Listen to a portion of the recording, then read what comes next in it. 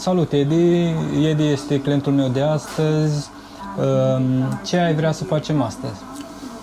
Aș vrea să facem un cuif pe partea de sus, un skin fade pe laterale și să-mi aranjez un pic barba, dar oricum mă las pe mâna ta.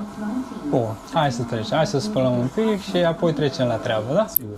Bun, fraților, hai să trecem la treabă. Mai întâi am spălat părul ca să începem pe curat.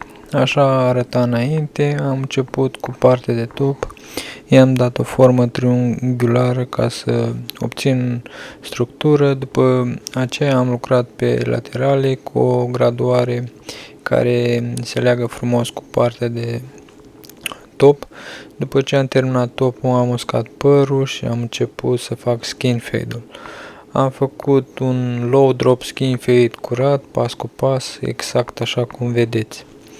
Când am terminat skin fade-ul, am aplicat pe scalp un tonic de la The Grafton Barber pentru îngrijire și prospețime.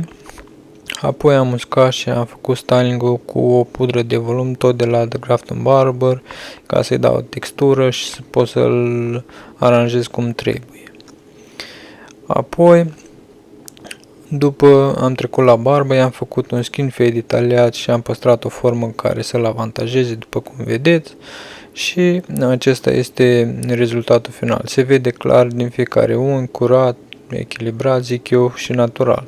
Lăsați-mi în comentarii ce părere ai despre această tunsoare și dacă nu te-ai abonat încă, apasă pe subscribe pentru mai multe videoclipuri ca acesta în fiecare săptămână. Bun, frate, cam asta e rezultatul. Oricum, foarte mișto, din punctul meu de vedere. Acum o să-ți spun ce ți-am făcut. Am ținut cont de părerile tale, ți-am luat foarte puțin din partea de top, ți-am dat o formă, la fel cum ai vrut tu să-l aranjezi.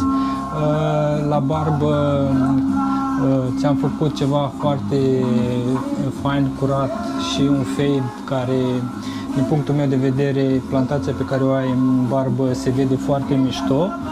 Și cred că te avantajează foarte bine după forma feței și după ceea ce am făcut eu. Apreciez foarte mult că te-ai lăsat pe mâna mea și pe încrederea mea, dar acum cel mai important vreau să știu ce părere ai tu de tot ceea ce am făcut, chiar și styling-ul, cum crezi că ți se pare? Mi se pare perfect, îmi place foarte mult. Mi se pare că ai pus tot în ordine așa cum a trebuit.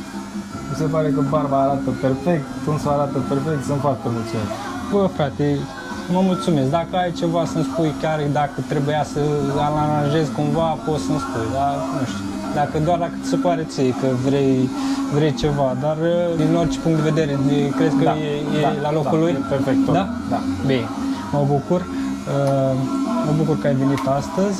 Îți mulțumesc. Și am folosit, în partea de top, am folosit o pudră de volum și de la The Grafton Barber pudra de volum și cred că este un aspect așa cât mai natural. Asta mi-a plăcut și mie.